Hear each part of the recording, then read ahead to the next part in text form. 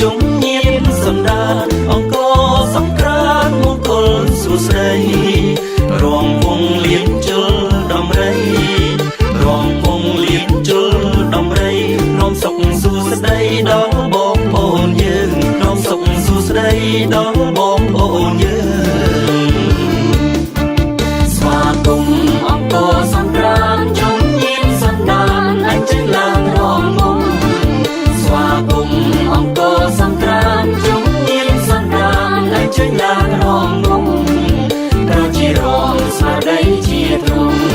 សិមេអង្គជាទីណាត់ប្រជុំប្រស្រីមានរំ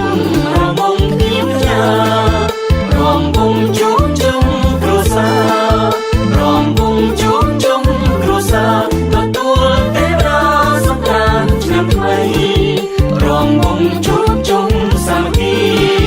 រងវងជួបជុំសាមគ្គីបនប្របីនេះបនចូលឆ្នាំខ្មែរបនប្របីនេះបនចូលឆ្នាំខ្មែរ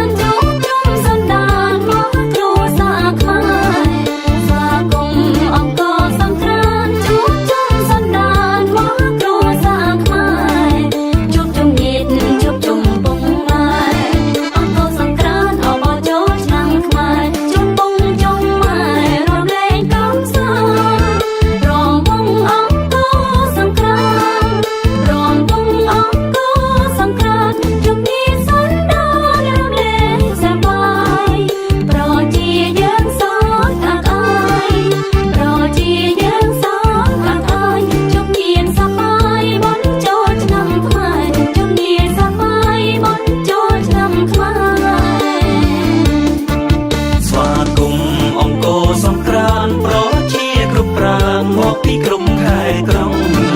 ស្វាគមន៍អង្គសង្ក្រាន្តប្រជាគ្រប់ប្រាណមកពីក្រុមខេត្តក្រុង